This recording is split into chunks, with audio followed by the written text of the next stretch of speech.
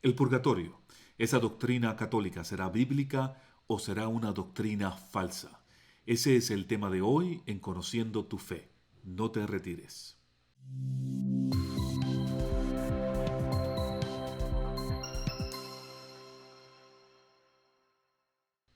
Hola amigos, te habla Andy Colón, profesor de Apologética Católica en la Diócesis de Arlington y doctor en jurisprudencia en los Estados Unidos. Bienvenidos a mi programa Conociendo tu Fe, donde exploramos temas de espiritualidad, moralidad y teología para crecer en conocimiento, fe y en gracia, con la esperanza de amar las riquezas de nuestra fe católica cada día más. Antes de continuar con el programa, me gustaría que te suscribieras a este canal, le dieras like al video y lo compartieras con tus amigos en las redes sociales. Nuestro deseo es llegar al mayor número de personas y solo tú nos puedes ayudar. Mientras más likes tenga este video, más YouTube lo va a promocionar. De antemano, gracias por apoyarme y por apoyar este canal de formación católica. Entonces, hablemos hoy de este gran tema, el tema del purgatorio. Antes de comenzar, debemos definir lo que el purgatorio es y no es, porque creo que existe mucha confusión aún entre los mismos católicos. El purgatorio no es una segunda oportunidad donde usted, si se condenó en la tierra, tendrá una segunda oportunidad para salvarse. No, la Iglesia Católica está clara que no existen segundas oportunidades en la vida para la salvación. Usted recibe una vida y con esa vida usted se salva o se condena. Pero segundas oportunidades no hay y ciertamente el purgatorio no es una segunda oportunidad. La Iglesia nunca ha enseñado eso. El purgatorio tampoco es un tercer destino para el alma, como dicen muchos protestantes equivocadamente sobre esta doctrina católica. Los dos destinos del alma son el cielo y el infierno. Esa es la enseñanza de la Iglesia Católica. Entonces, ¿qué es el purgatorio? La Iglesia enseña que el purgatorio es un estado de purificación, donde un alma que ha muerto en gracia, pero que todavía no está perfectamente purificada, sufre después de su muerte una purificación a fin de obtener la santidad necesaria para poder entrar al reino de los cielos. Para entender esto tenemos que recordarnos de Apocalipsis capítulo 21, versículo 27, que dice que nada impuro puede entrar al reino de los cielos. Por lo tanto, si nada impuro puede entrar al reino de los cielos y una persona salva muere con alguna impureza en su alma, el purgatorio es simplemente la creencia de que esa alma tiene que pasar por un proceso de purificación final antes de encontrarse con Dios cara a cara en el reino de los cielos. Esta doctrina no es ofensiva, no debería ser ofensiva. Yo no sé por qué a tantos protestantes le ofende tanto el purgatorio. El purgatorio honra exactamente lo que Apocalipsis 21-27 dice, que nada impuro puede entrar al reino de los cielos. Si un protestante razonable se pone a pensar lo que la creencia del purgatorio enseña, aunque no la creyera, la entendería. Pero la razón por la cual los protestantes dicen que detestan la idea del purgatorio es porque tienen una concepción errada, equivocada de lo que la Iglesia Católica enseña. Entonces, juzgan la doctrina mal porque lo que juzgan no es lo que la Iglesia Católica enseña. Por ejemplo, cuando dicen que los católicos creen que hay una segunda oportunidad después de la muerte para salvarse, eso es completamente falso. Eso es una mentira total. Eso no es lo que la Iglesia Católica enseña. Como ya dije, nada impuro puede entrar al reino de los cielos. Apocalipsis capítulo 21, versículo 27. Es como si a usted lo invitaran a una fiesta. Ya usted está invitado a la fiesta. Pero ¿qué usted hace antes de ir a esa fiesta? Bueno, usted se baña y se viste y se pone bonito para entrar a esa fiesta de una manera presentable. Bueno, el purgatorio es igual. Los que mueren salvos, o sea que ya están destinados a ir al cielo, que ya están destinados, invitados a ir a la fiesta, pero antes de entrar al cielo tienen que pasar por una limpieza o purificación final para poder entrar al reino de los cielos. Fíjense, hermanos, Yo siempre he dicho que el concepto de salvación de la Iglesia Católica tiene más sentido que el concepto de salvación de los protestantes. Nosotros creemos fielmente en lo que dijo San Juan, donde en la primera de San Juan, capítulo 5, versículo 16, nos dice claramente, si alguno ve a su hermano en el pecado, un pecado que no ha traído la muerte, ore por él y Dios le dará vida. Y dice, hablo de esos pecados cuyo pecado no es para la muerte, porque también hay un pecado que lleva a la muerte, y no pido oraciones en este caso. Toda maldad es pecado, pero no es necesariamente pecado que lleva a la muerte. O sea, San Juan hace una distinción entre pecados que matan y pecados que no matan. Esos pecados que llevan a la muerte, la Iglesia Católica le llama pecado mortal. Y a esos pecados que no llevan a la muerte, la Iglesia Católica le llama pecados veniales. Por lo tanto, una persona que muere en estado de pecado mortal, la Iglesia enseña, tal y como le enseñó San Juan, que esa persona está destinada a ir al infierno.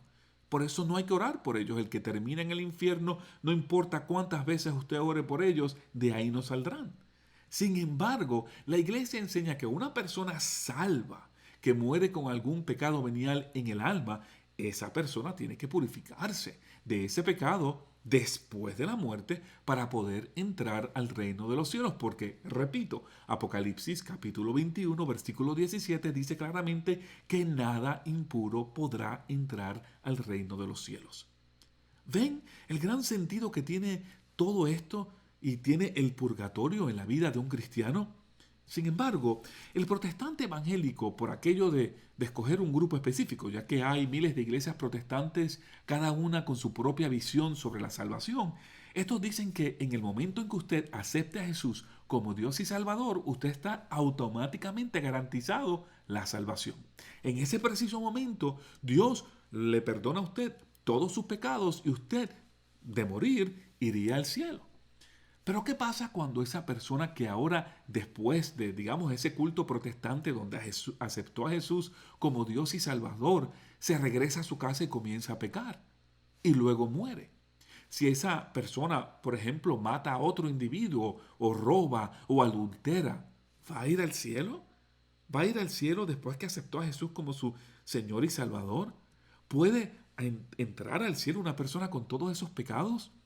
O hablemos de pecados menores, para no exagerar. Digamos que regresa a la casa y al día después de haber aceptado a Jesús como su Señor y Salvador, dice una mentira maliciosa que le destruye la reputación a una persona. Increíblemente, muchos protestantes aseguran que no hay nada que usted pueda hacer para perder su salvación. Otros tienen otra visión. Otros dicen que eres salvo porque cuando Jesús te llamó, cuando profesaste con tu boca que Él es Dios y Salvador, Él como que te cubre tu alma con un manto para protegerla del pecado. Pero ¿dónde dice eso en la Biblia? En ninguna parte. Porque ese pecado todavía está ahí. Precisamente está en tu alma porque aunque estés cubierto de un manto, debajo de ese manto hay pecados. Y con ellos, según Apocalipsis capítulo 21, versículo 27, nadie puede entrar al reino de los cielos. Y primera de Juan capítulo 5, versículo 16 habla que en la vida de los cristianos hay pecados que matan el alma y otros que no matan el alma. San Juan nos enseña que después que usted acepte a Jesús como Dios y Salvador, usted no pierde la capacidad de pecar. Eso no es lo que enseña San Juan. San Juan nos dice, una vez usted acepta a Jesús como Dios y Salvador, usted pierde la capacidad de cometer pecados que maten al alma. Jamás. Usted puede aceptar al Señor como su Dios y Salvador, pero todavía tiene que batallar con su vida para no pecar. Y como dice San Juan, no pecar de manera mortal, no cometer un pecado que mate al alma. ¿Ven cómo esto realmente no tiene sentido? Ahora, el Catecismo de la Iglesia Católica, la sección 1030, nos dice que la Iglesia llama purgatorio a esta purificación final de los elegidos, esos son los salvos, que es completamente distinta al castigo de los condenados. En otras palabras, estas personas que han muerto en gracia, pero que todavía no están perfectamente purificadas, todavía no están listas a entrar al cielo, pero tampoco merecen ser condenadas eternamente en el infierno. Y es este estado de purificación un estado de purificación temporero. Todos los que pasan por esta purificación están destinados a ir al cielo. Y una vez estas almas abandonan el purgatorio, entran al cielo. En otras palabras, la Iglesia Católica afirma concretamente que después de la vida solo hay dos posibilidades: el cielo o el infierno. El purgatorio no es un tercer destino para el alma. Los protestantes que dicen esto o mienten o son ignorantes de la doctrina católica. Ahora, el destino final del alma sabemos que es el cielo y el infierno. Eso es doctrina católica. El purgatorio es solo un estado de purificación por la que el alma debe pasar para estar perfectamente limpia, para entrar al cielo. Si es que ya no lo está, porque si ya lo está, es evidente que esa alma no tenga que pasar por un purgatorio o una purificación. Ahora, recordemos que cuando morimos, recibimos inmediatamente nuestro juicio individual o particular. Y esto es lo que dice San Pablo en Hebreos capítulo 9, versículo 27. A diferencia de lo que dicen muchos protestantes, el alma no se queda dormida en la tierra o en un espacio flotando. San Pablo dijo claramente: así como los hombres mueren una vez y después viene para ellos, ¿qué? El juicio. Está en Hebreos capítulo 9, 27. Busque su Biblia, confírmelo. Después de su muerte viene inmediatamente, ¿qué? El juicio. Esa persona, esa alma no se queda flotando en el aire, sino que esa alma recibe su juicio. Ahora, cuando el final de los tiempos venga, la Biblia nos habla de un juicio final que envuelve a todas las naciones del mundo. Es lo que nosotros en la Iglesia Católica llamamos el juicio general o el juicio universal. Durante ese juicio todos nuestros pecados serán revelados. Pero de que tendremos un juicio individual después de la muerte, de eso no hay duda. Está el juicio individual y está el juicio universal. Muchos protestantes fundamentalistas dicen que las referencias bíblicas sobre el juicio se refieren solamente al cielo o al infierno. Y eso está correcto, esto es cierto, completamente cierto. Pero ¿por qué es cierto? Porque la mayoría de las referencias que encontramos en la Biblia son referencias al juicio general, a este juicio universal, cuando todo ser humano será juzgado a la misma vez. De ahí en adelante, el destino de la humanidad es el cielo o el infierno. Aquellos que se salvan irán con el Señor. Aquellos que no se salvan terminarán eternamente en el infierno. Si prestamos atención con cuidado, los protestantes fundamentalistas generalmente no tienen una buena respuesta sobre lo que pasa a las almas que mueren antes de ese juicio final. Muchos dicen que las almas quedan dormidas. ¿Pero qué significa esto? El que está dormido no puede ser enjuiciado. San Pablo nos dice que las personas que mueren que van inmediatamente frente a la presencia de Dios para ser enjuiciadas. Él no dice que quedan dormidas sin un juicio. Todo lo contrario. Él dice en Hebreos capítulo 9, versículo 27, que después de la muerte viene el juicio. O sea, estas almas son enjuiciadas. Pero, ¿qué pasará con ellos durante el juicio general o universal? ¿Volverán a ser enjuiciadas? Los protestantes fundamentalistas generalmente no tienen una respuesta a esa pregunta. Pero la Iglesia Católica sí tiene una respuesta. La Iglesia enseña que ellos, conjuntamente con los que están vivos en ese preciso momento en que el Señor viene a buscar a su Iglesia, ellos van a ser juzgados, pero de una manera pública, que es diferente a una manera individual y personal. Ya privadamente, esas almas que murieron antes de la venida de Cristo ya han recibido su juicio, pero ahora van a ser enjuiciadas públicamente, con todos los demás, con todas las naciones. O sea, allí se va a revelar todo su pecado al mundo. Ahí es cuando se dará a conocer todos nuestros pecados. Recordemos cuando la Biblia dice que no hay nada hecho públicamente que no salga a la luz. De eso precisamente se habla. No hay nada que usted haga en oscuridad que no salga a la luz pública en algún momento. Y tenemos la garantía que en ese juicio final nuestros pecados serán públicos. Ahora, hermanos, vamos a hablar un poco sobre lo que enseña el Catecismo de la Iglesia Católica, porque es importante que sigamos sepamos cuál es la postura de la iglesia, según lo que la iglesia enseña, no según lo que los protestantes dicen que la iglesia enseña. La sección 678 es muy importante. Dice, siguiendo a los profetas y a Juan Bautista, y aquí pueden ver las citas bíblicas que incluye el catecismo, Jesús anunció en su predicación el juicio del último día.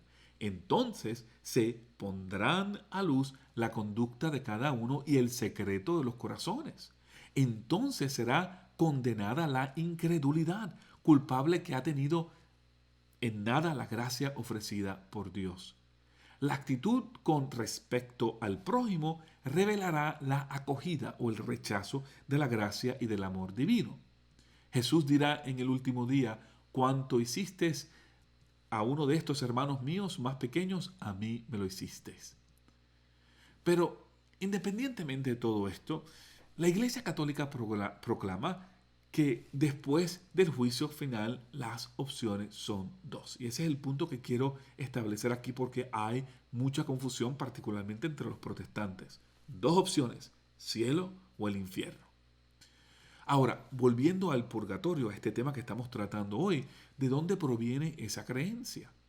Hay protestantes que, por ejemplo, dicen, yo no creo en el purgatorio porque la palabra purgatorio no está en la Biblia. Muy bien, pues entonces tampoco creen en la Trinidad, porque la palabra Trinidad tampoco está en la Biblia. Y tampoco creerán en la encarnación de Jesús, porque la palabra encarnación tampoco está en la Biblia. Pero claro, cuando uno dice esto, te dicen, usted está equivocado, hermano católico, yo creo en la Trinidad, aunque la palabra Trinidad no está en la Biblia. O dicen, yo creo en la encarnación, aunque la palabra encarnación no está en la Biblia. Y cuando le preguntas ¿por qué? ¿Por qué crees en la Trinidad y en la encarnación cuando esas palabras no están en la Biblia? Lo primero que te dicen es que aunque esas palabras no están en la Biblia, los principios y las bases fundamentales de esas doctrinas sí están en la Biblia. Y a esto, hermano, ¿cómo se supone que los católicos respondamos? Fácilmente. A esto le vamos a decir amén. Porque si es aceptable para los protestantes creer en doctrinas cristianas cuando los nombres de esas doctrinas no están explícitamente en la Biblia, nosotros también los católicos tenemos el derecho de hacer lo mismo.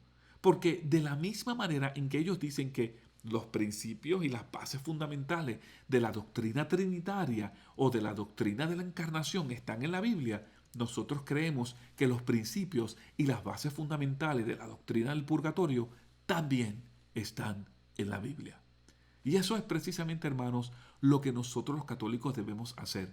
Cada vez que tengamos una conversación con un hermano protestante sobre el purgatorio, compartamos con ellos los textos bíblicos a los que nosotros nos referimos para basar la creencia del purgatorio, para que los protestantes no se crean que la Iglesia Católica simplemente se ha sacado de la manga una doctrina o se ha inventado una doctrina, sino más bien que los principios y las bases fundamentales de esta doctrina están claramente expuestas en la Biblia.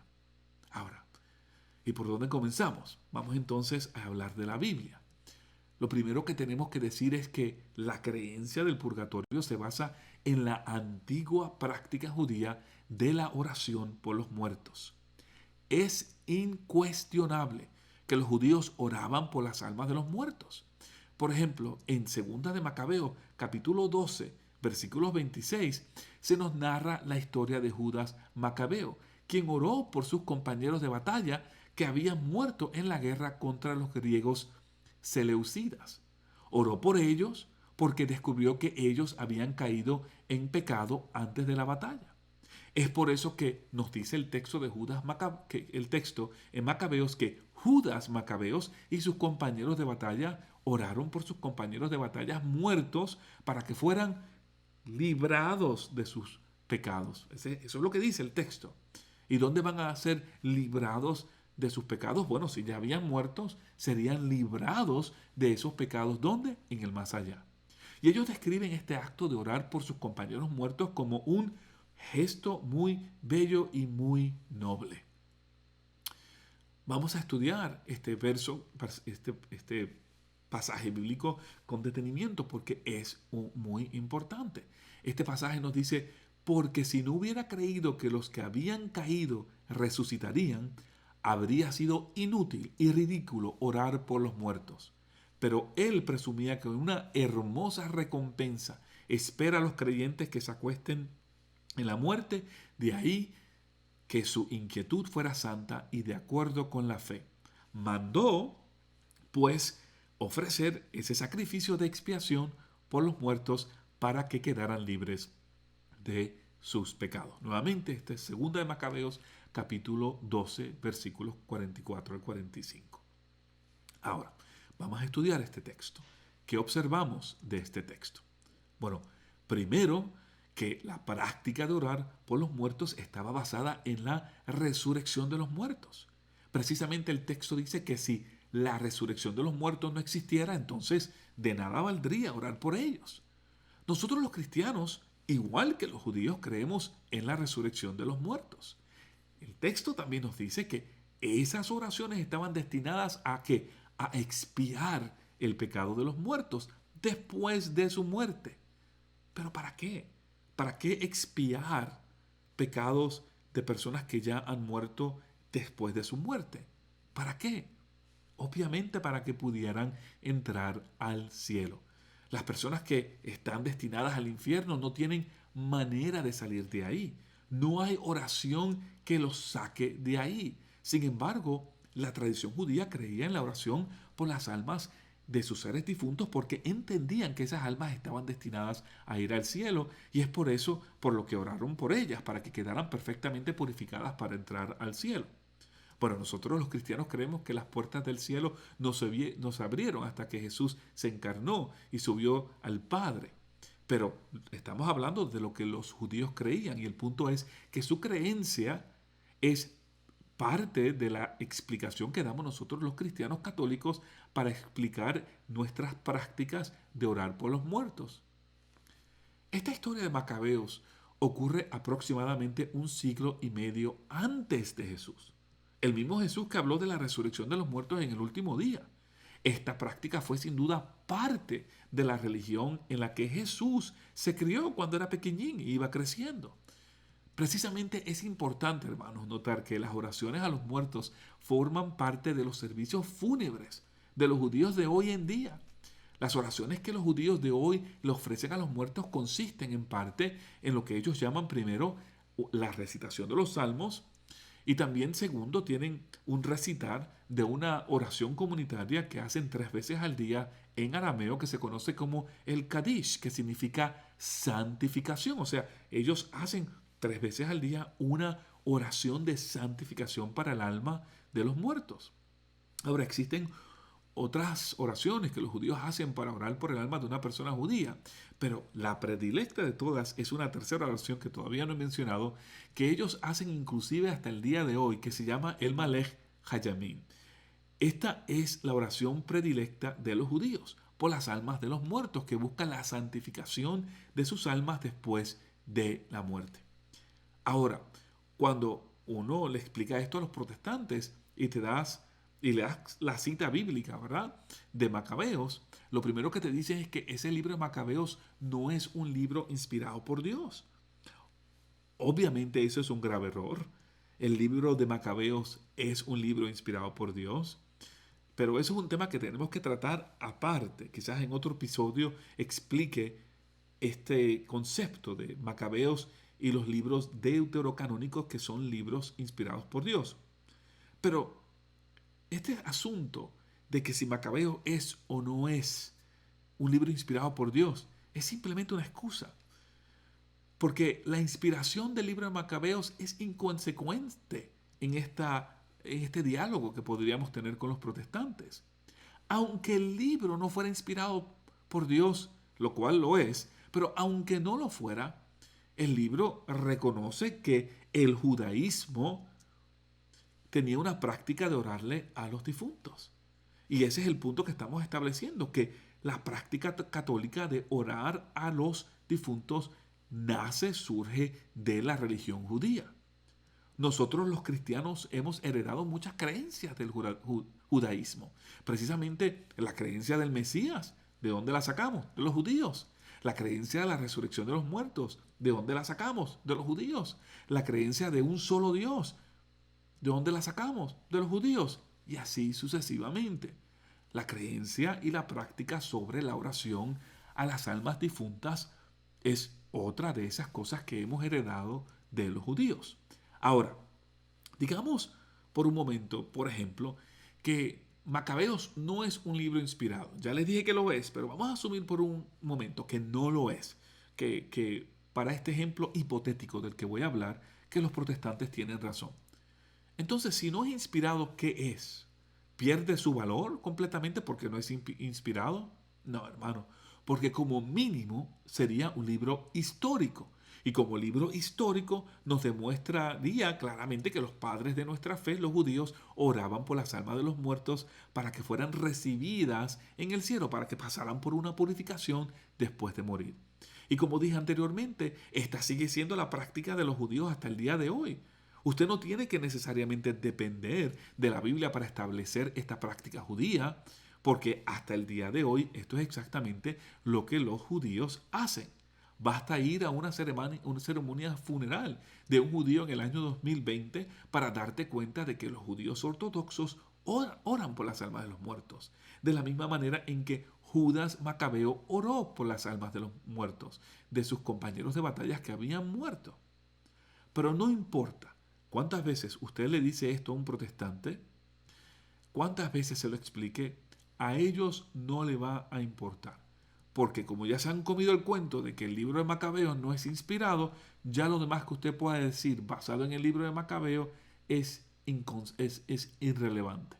Aunque usted diga, bueno, pero es un libro histórico, no. Ya le pusieron la cruz al libro de Macabeos y entonces no le hacen ningún tipo de caso a usted.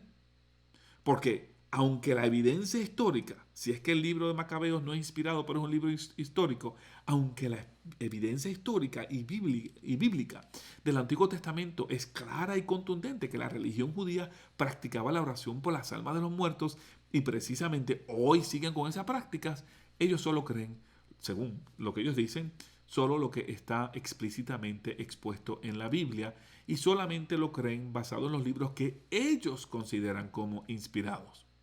Cuando se trata de la evidencia histórica como que no les importa, claro, porque no les conviene, porque la evidencia histórica es contundente, es clara. Entonces esto me acuerda un poco al cardenal San Juan Enrique Newman, que fue un protestante converso al catolicismo, que una vez dijo, profundizar en la historia es dejar de ser protestante. Ahora, hay otros protestantes que dicen, yo no soy judío, a mí qué me importa lo que los judíos hagan. Pero ¿cómo no te va a importar? Como ya dije anteriormente, muchas de las creencias cristianas que hemos recibido vienen de la religión judía. Y si el libro de Macabeos es un libro bíblico, digamos que es inspirado por Dios, tal y como lo cree la Iglesia Católica, sería palabra de Dios y usted tendría la obligación de creerlo. Pero aun cuando tú digas que el purgatorio no es bíblico, lo cual es un grave error, entonces es sin duda, el libro de Macabeo es sin duda una evidencia histórica de cómo los judíos practicaban su fe y siguen practicando su fe hasta el día de hoy, con estas oraciones que hacen por las almas de los muertos para que se purifiquen después de su muerte. Pero en fin, vayamos al Nuevo Testamento para demostrar la existencia del purgatorio, porque nosotros los católicos no nos basamos solamente en el Antiguo Testamento o en la práctica judía para establecer la base y el fundamento de la creencia del purgatorio. Nosotros también tenemos una serie de citas bíblicas del Nuevo Testamento donde basamos nuestra creencia, porque también podemos citar el Nuevo Testamento. ¿Y qué nos dice el Nuevo Testamento? Bueno, vamos entonces a leer de Primeras de Corintios, capítulo 3, versículos 10 al 15. Y ahí dice, yo puse los cimientos como buen arquitecto, pues recibí este talento de Dios, y otro construye encima. Que cada uno, sin embargo, se pregunte cómo construye encima. Pues nadie puede cambiar la base, ya está puesta, y es Cristo Jesús. Sobre este cimiento se puede construir con oro, plata, piedras preciosas, madera, caña o paja. Un día se verá el trabajo de cada uno. se hará público en el día del juicio, cuando todo sea probado por el fuego. El fuego pues probará la obra de cada uno. Esto es increíble, escúchenlo con detenimiento. Si lo que has construido resiste el fuego, será premiado. Pero si la obra se convierte en ceniza, el obrero tendrá que pagar. Se salvará, pero como a través del fuego. Bueno, este es un pasaje sumamente importante para nosotros los católicos y para ti, hermano protestante que estás escuchando este programa. Léelo con detenimiento, porque describe exactamente la doctrina del purgatorio. No le llama purgatorio, pero describe lo que es el purgatorio. Es como la doctrina de la Trinidad. En ningún lugar de la Biblia aparece la palabra Trinidad, pero podemos citar pasajes bíblicos que demuestran la doctrina trinitaria. Ahora vamos a analizar este pasaje con detenimiento. Primero, es obvio y contundente que la persona que está descrita aquí en este pasaje murió en amistad con Cristo. ¿Por qué? ¿Cómo lo sabemos? Porque nos dice el pasaje que construyó su vida en la base que es ¿quién? Cristo Jesús. El segundo punto es que cuando dice que un día se verá el trabajo de cada uno, dice claramente, cada uno tendrá su juicio. Esa es una referencia al juicio que viene después de la muerte. Cuando Dios va a examinar lo que tú y yo hemos construido, lo que hemos hecho durante nuestra vida en la tierra. Como mencionamos anteriormente, San Pablo ya nos había dicho en Hebreos capítulo 9, versículo 27, que después de la muerte viene el juicio. Esta persona en este pasaje bíblico obviamente va a ser enjuiciada. Ahí es cuando se va a evaluar cómo la persona construyó su casa en la base que es Cristo Jesús. El tercer punto aquí es que San Pablo usa dos metáforas para describir las obras de esta persona. ¿Cómo esa persona construyó su casa? ¿Cómo lo hizo? O sea, ¿cómo vivió su vida?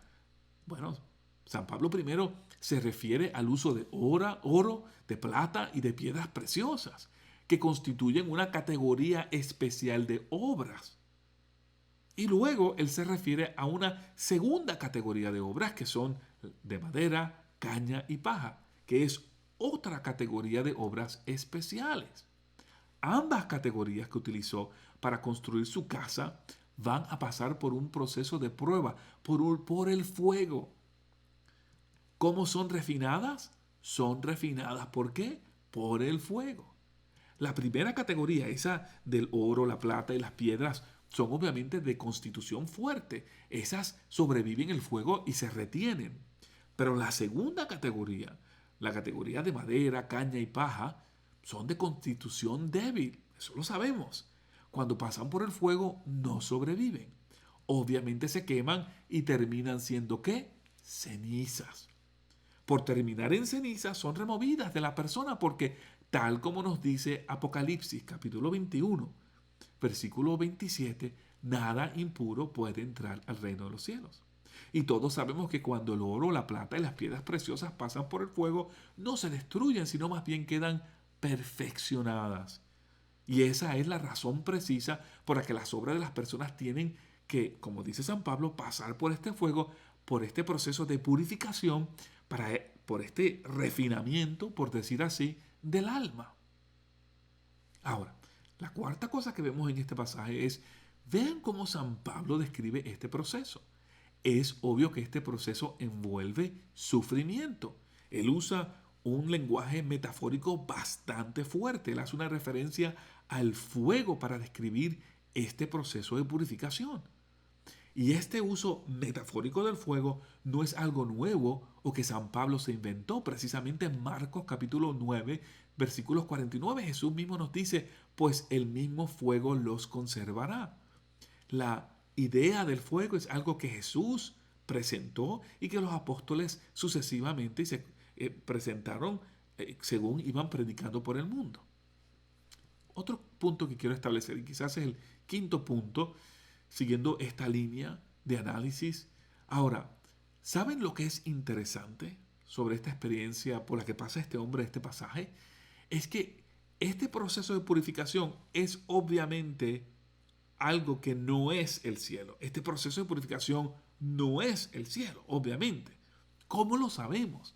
Porque el mismo texto nos dice que después de esta purificación, ese hombre que se salvará. Esas son las últimas palabras de este pasaje. Cuando las ven en esta descripción, dice, se salvará, pero como a través del fuego, nos dice el pasaje bíblico. O sea, esta persona obviamente está muerta, pero no está todavía en el cielo. Antes de llegar al cielo, antes de salvarse, tiene que pasar por el fuego para entonces llegar al cielo. O sea, la persona ya está salva. Quiero estar claro en cuanto a esto. Pero antes de vivir su salvación en el cielo, tiene que pasar por este proceso de purificación. Esta experiencia que San Pablo describe aquí es exactamente lo que la Iglesia Católica le llama purgatorio. San Pablo no usa la palabra purgatorio, pero describe exactamente lo que la Iglesia enseña sobre lo que es el purgatorio. Las secciones del catecismo de la Iglesia Católica que hablan del purgatorio constan solamente de 3 secciones. Ya compartí una con ustedes, la sección 1030, pero está la 1030, la 1031 y la 1032. Vayan y saquen su libro de catecismo y lean estas secciones, que es importante. Y cuando usted lee estas secciones, hay 3 cosas importantes que nos dice el catecismo acerca del purgatorio. Y si las escuchamos con detenimiento, nos damos cuenta que lo que dice la Iglesia Católica del purgatorio es exactamente lo que San Pablo describe en 1 Corintios capítulo 3, versículos 10 al 15. Primero, la Iglesia nos dice que esta purificación ocurre después de la muerte. Esto es lo que describe San Pablo en este pasaje. Segundo, que este proceso de purificación envuelve algún tipo de dolor o incomodidad. Es exactamente lo que San Pablo nos dice. Este proceso de purificación envuelve dolor o, digamos, incomodidad. Si seguimos la temática de San Pablo con su referencia al fuego por el cual ese hombre ha pasado, sus obras van a ser evaluadas, es obvio que esa persona va a experimentar dolor o incomodidad. Y tercero, la Iglesia nos enseña que Dios asiste a los que atraviesan por esta purificación en respuesta de los que están vivos, de las personas que oran por ellos. Y esto viene directamente de lo que ya yo les platiqué a ustedes sobre la práctica judía de orar por las almas de las personas difuntas. Ahora, algunos protestantes intentan ignorar este pasaje diciendo que son nuestras obras, no el alma, las que son probadas. Pero eso no tiene sentido, ni mucho menos cambia nada, porque el texto habla de la salvación. Aquí los que terminan en el cielo, los que terminan siendo salvados son las almas, no las obras. Las obras son nuestros actos. Las obras son aquellas cosas que nosotros hacemos que impactan nuestras almas. Si usted adultera, es su alma la que se condena. Si usted roba, es su alma la que se condena. Es por esto que lo que San Pablo dice, que es que aquel cuyas obras resistan el fuego, se salvarán.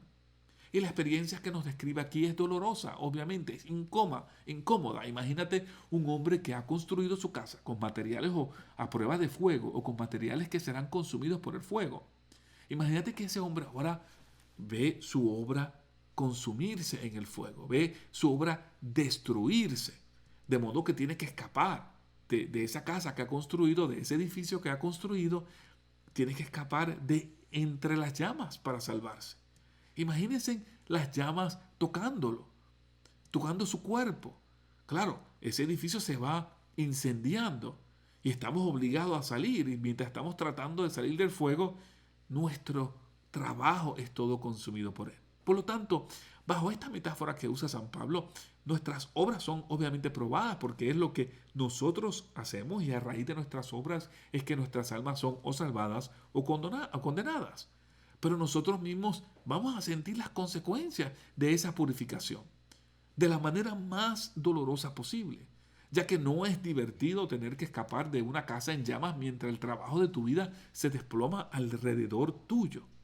O sea, esta distinción entre obras y alma es completamente ridícula y es antibíblica porque el que está pasando por el fuego es la persona y son sus obras las que están siendo refinadas o destruidas porque son malas. Este pasaje es completamente consistente con la posición de la Iglesia Católica sobre el purgatorio, que, número uno, que hay una purificación después de la muerte; número dos, que esta purificación envuelve algún tipo de dolor o incomodidad; y número tres, que Dios asiste a los que atraviesan por esta purificación en respuesta a las acciones de los que están vivos. Completamente consistente con la doctrina católica. Pero también lo vemos en otros pasajes. Este no es el único pasaje que podemos citar. Hay otros pasajes bíblicos que también podemos citar para demostrar que estamos basando nuestra creencia sobre el purgatorio en doctrinas bíblicas, en pasajes bíblicos. Por ejemplo, en 2 de Timoteo capítulo 1 versículo 18, San Pablo ora por un difunto llamado Onesíforo, diciendo que el Señor tenga piedad de la familia de Onesíforo, porque a menudo me dio ánimo y no se avergonzó cuando supo que estaba en prisión.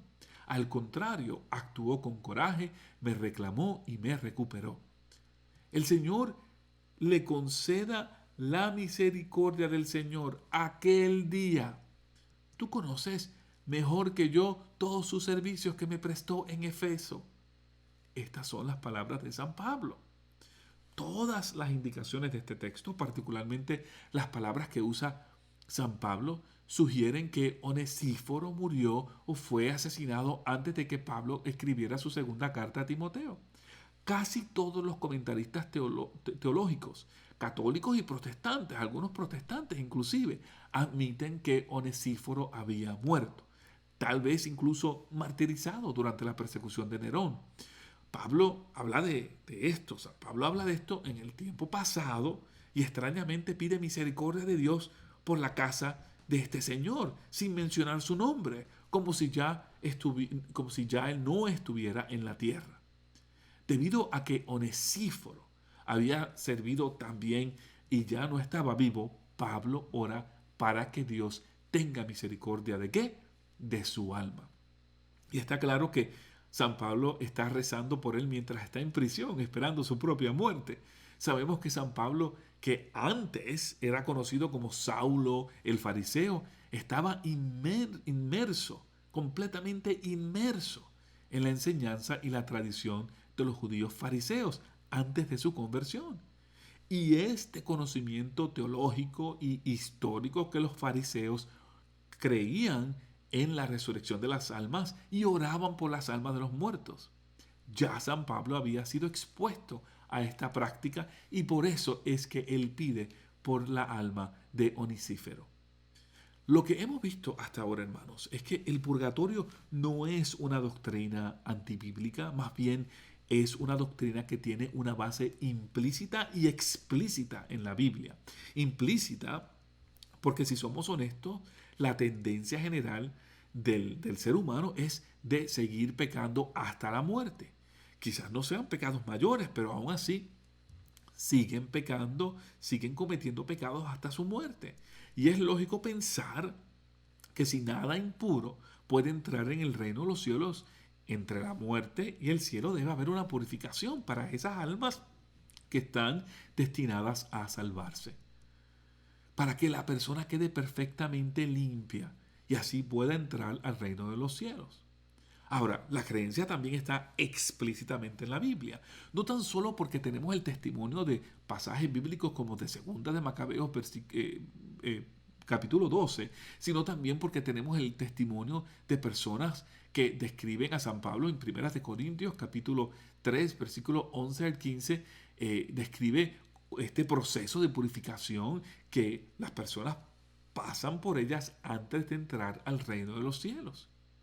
Y recordemos al mismo Jesús que nos habló en Mateo capítulo 12, versículo 32, de un pecado que en esta vida que no se perdona ni en esta, dijo él, ni en la venidera, implicando que hay algunos pecados que pueden ser perdonados en la vida venidera.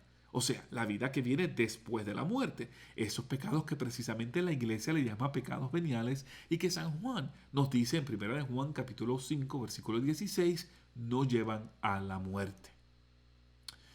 Ahora, vamos a ver, ¿verdad?, otros pasajes bíblicos. Otro pasaje que quiero compartir contigo es Mateo capítulo 5, versículos 25 al 26, donde Jesús nos dice: trata de llegar a un acuerdo con tu adversario mientras van todavía de camino al juicio. ¿O prefieres que te entregue al juez y el juez a los guardias, que te encerrarán en la cárcel? En verdad te digo, no saldrás de ahí hasta que hayas pagado hasta el último centavo. En esta parábola Dios es el juez. Y si no nos reconciliamos con nuestro prójimo antes de ver a Dios, que es el juez, Dios nos pedirá cuentas por el mal que hemos hecho. Y la pregunta que nos tenemos que hacer leyendo esta parábola es: ¿y cuándo recibiremos ese juicio? Bueno, obviamente después de la muerte, porque nadie recibe el juicio antes de morir. Es después de la muerte. ¿Y qué dice el pasaje? ¿Que seremos echados al infierno? No. En este caso, la persona fue echada a la cárcel, de donde no saldrá hasta que pague el último centavo. La implicación aquí es que la persona saldrá, pero no hasta que pague en la cárcel hasta el último centavo de su culpa. Esta cárcel no es obviamente el infierno. Del infierno nadie puede salir.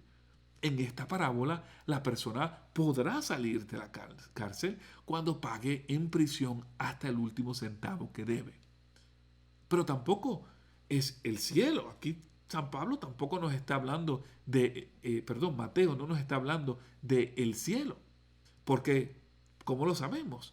Porque en el cielo nadie paga nada.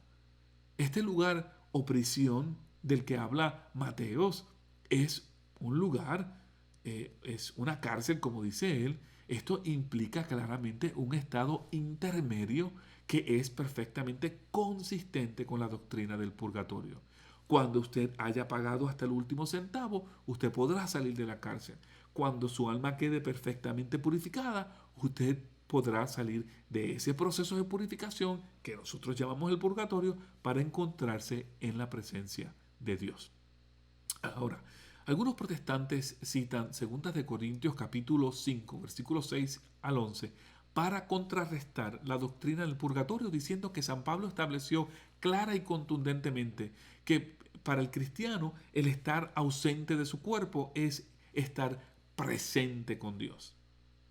En otras palabras, al decir esto o al hacer este argumento, esto de que el estar ausente del cuerpo es estar presente con Cristo, ellos dicen esto para negar la existencia de un proceso intermedio de purificación. Pero hay un problema con todo esto. Y el problema es que esto es falso. Eso no es lo que San Pablo dijo. Y lo vamos a probar hoy en Conociendo tu Fe. Vamos a leer el texto completo que ellos citan para entender lo que San Pablo nos dice. Así que vayan a 2 de Corintios capítulo 5 versículos 6 al 11 y vamos a escuchar con detenimiento lo que San Pablo dice realmente en ese pasaje. Y él dice estas palabras: así pues, nos sentimos seguros en cualquier circunstancia. Sabemos que vivir en el cuerpo es estar de viaje, lejos del Señor. Es el tiempo de la fe, no de la visión. Por eso nos viene incluso el deseo de salir de este cuerpo para ir a vivir con el Señor. Pero al final, escuchen bien, sea que conservemos esta casa o la perdamos, lo que nos importa es agradar al Señor. Pues todos hemos de comparecer ante el tribunal de Cristo para recibir cada uno lo que ha merecido en la vida presente, por sus obras, buenas o malas. Somos mensajeros de la reconciliación. Compenetrados del temor al Señor, procuraremos convencer a los hombres viviendo con sinceridad ante Dios, confiado que también ustedes se den cuenta de que no disimulamos nada. San Pablo claramente no está diciendo que cuando morimos inmediatamente vamos a estar en el cielo en la presencia de Dios. Esto es una interpretación incorrecta del texto. Lo que San Pablo nos dice es todo lo contrario, que después de la muerte todos vamos a comparecer al tribunal del Señor. No vamos a ir al cielo, vamos a ir a un tribunal. ¿Y para qué ir a un tribunal? Para ser juzgados.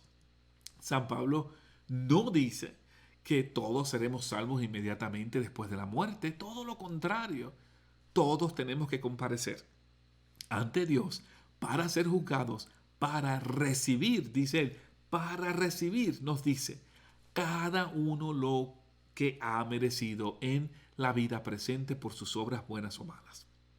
Obviamente, si sus obras son malas, si robó, adulteró, abortó, vio pornografía, etcétera, etcétera, y no se arrepintió, usted no puede razonablemente esperar la salvación. Ese es el día de su juicio. Usted va a recibir y yo voy a recibir, todos recibiremos nuestro juicio justo. San Pablo habla en plural aquí para dejarnos saber que nuestro deseo obviamente es ir a morar con el Señor. Pero eso no es una garantía. ¿Por qué? Porque usted tiene que pasar por un juicio. Él dice, por eso nos viene incluso el deseo de salir de este cuerpo. Pero él no dice estar ausente de tu cuerpo es estar en la presencia del Señor. Es lo que San Pablo realmente está describiendo aquí es un deseo. Es algo que él desea, que nosotros los cristianos todos deseamos, que obviamente todo cristiano quiere, pero de que tenemos que ir a rendir cuentas primeramente a un tribunal, de eso no hay duda. Entonces, este mismo pasaje nos confirma eso. Y recordemos, hay una gran diferencia entre decir que uno desea una cosa y que esa cosa ocurra. Son dos cosas completamente diferentes. Desear y de que algo realmente pase. Por ejemplo, si yo dijera, mi deseo es ir a Puerto Rico a visitar a mi familia. Bueno, usted lo puede desear todo lo que quiera, pero su deseo no garantiza absolutamente nada. Para llegar a Puerto Rico usted tiene que, ¿qué? Tiene que ahorrar dinero, tiene que comprar un boleto de viajes, tiene que tomar un avión y así sucesivamente. Entonces en la vida cristiana hay mucho que hacer para llegar al cielo. Hay que vivir en gracia. Y cuando muramos vamos a ir a este tribunal. Y como nos dice San Pablo, ahí tendremos que rendir cuentas. Y en ese momento lo que la Iglesia Católica enseña, basado en los pasajes bíblicos que he compartido con ustedes, es que la persona tiene que pasar por un proceso de purificación para estar perfectamente purificado para poder entrar al reino de los cielos. Si no, Apocalipsis capítulo 21, versículo 27 mentiría cuando dice que nada impuro puede entrar al reino de los cielos. Ahora, hermanos, hay mucho más que podríamos decir del purgatorio, pero con estas ideas que he compartido hoy los dejo. Esto es solo para comprobar que el purgatorio no es un invento de la Iglesia Católica, ni mucho menos una creencia que es contraria a lo que la Biblia enseña. Detrás de esta creencia hay toda una tradición apostólica que confirma que esta ha sido la creencia de los cristianos desde el principio del cristianismo. Pero ese es otro tema, del que hablaremos en otro episodio de Conociendo tu Fe. No te retires, vamos a regresar en un momento con un mensaje final.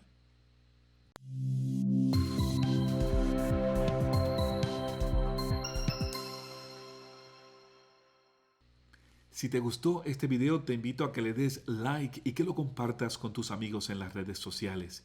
Y también te invito a que te suscribas a mi canal. Mientras más likes tenga un video, más YouTube lo va a promocionar. Entonces, para llegar a otras personas, necesito que le des like, lo compartas con tus amigos en las redes sociales y te suscribas a este canal. Hermanos, que Dios te bendiga. Será hasta el próximo episodio de Conociendo tu Fe. Este es tu amigo Andy Colón en Conociendo tu Fe. Que Dios y la Virgen te bendigan. Chao.